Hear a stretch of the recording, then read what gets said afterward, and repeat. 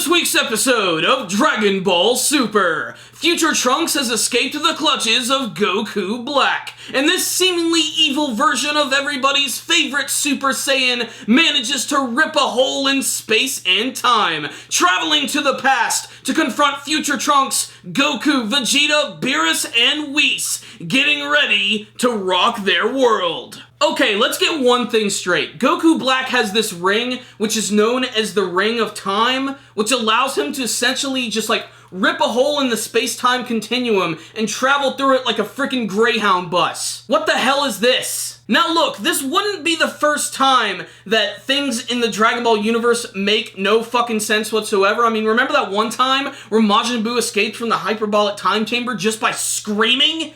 This is kind of like one of those moments, but hell, at least he has an object that allows him to make it go down. So, Goku Black clearly is privy to some important information about the universe and the objects that exist within it, considering that he has this ring which allows him to essentially travel through time. I mean, really think about that. Bulma is a super genius, and it's almost impossible for her to create a time machine which can travel with, a usable energy. This dude just has a ring. He clearly has some ability that belongs to the gods of the Dragon Ball world.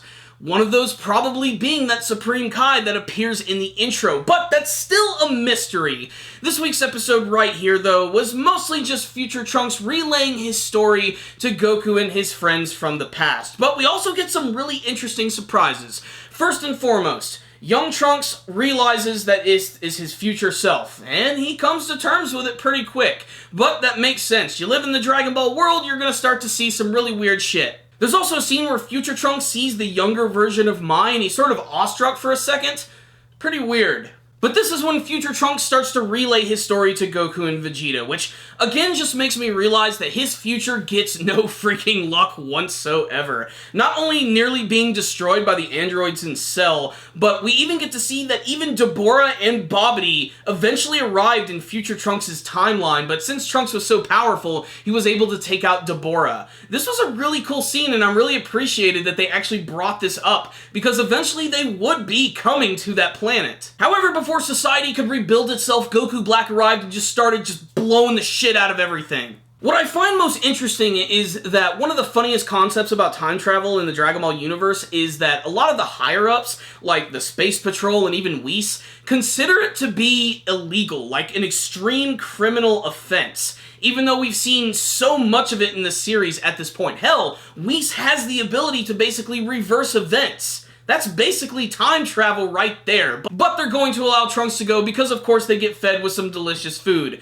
Beerus and Whis, they love them fish sausages. One of the coolest parts of the episode was the sparring scene between Goku and Trunks. I especially love when they fly up into the air and they start to power up. They're so powerful that everything around them starts to get destroyed. So Bulma has created basically this giant spherical force field that will go around people so that they can battle and power up and nothing around them will be destroyed or blown away. Now this scene is really important because it lets us know how strong future Trunks is. Now he's probably a little stronger than he was when we last saw him, but the characters in Dragon Ball now are on the level of the gods, and Goku just makes Trunks look like a punk by going Super Saiyan 3, showing him that form for the first time, and effortlessly just taking him out. He didn't even have to use his Super Saiyan God form.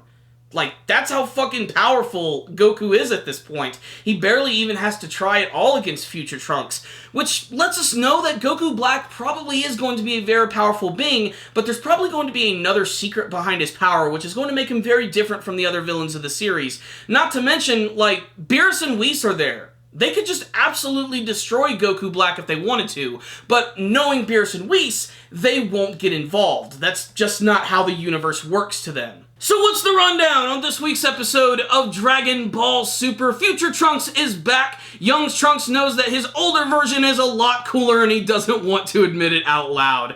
That's not really a part of the story, but I think it would be really funny. And it's so strange that future Trunks' hair is blue and they're the same. They've always recognized that it's blue, and clearly the younger version of Trunks has this grayish purple hair.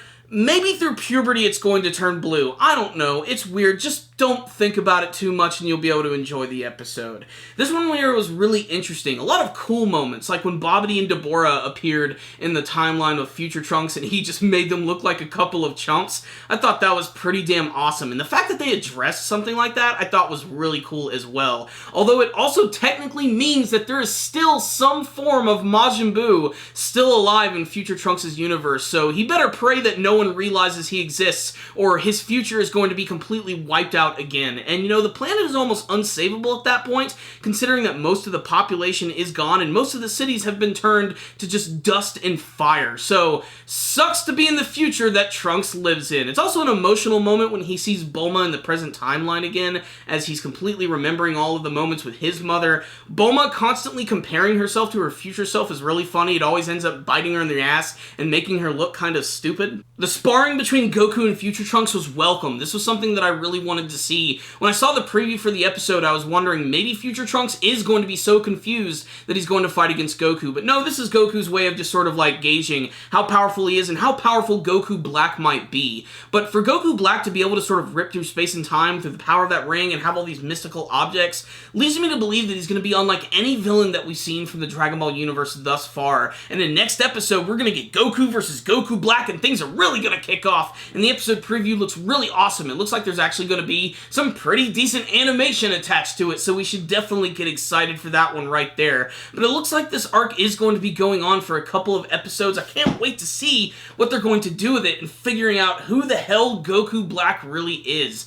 I still cannot figure it out. I can't wait to see what Beerus and Whis are going to say as well, what they're truly going to think of this being, and why they're not going to get involved in the battle at all, because Beerus could just get in there and take this guy out in one shot, unless, of course, Goku Black truly is that powerful, but we're going to have to wait and see. The excitement is real in this week's episode of Dragon Ball Super, which is why I'm going to give this episode right here a 4 out of 5. Another solid episode in the Future Trunks arc, and it's only going to get better. And next week's episode is Goku and Goku Black go toe-to-toe, Saiyan to weird pseudo-evil Saiyan. So check it out, Dragon Ball fans, and get excited for that. But if any of you did watch this week's episode, make sure to tell me what you thought about it in the comment section below. Did you like this week's episode? Did you not like this week's episode? What do you want to see in the upcoming battle between Goku and Goku Black? And what is your theory as to who Goku Black is really? Please tell me in the comment section below. Thanks for watching. Make sure to like, share, comment, and subscribe. Thank you guys again for watching. And as always, stay dandy, baby.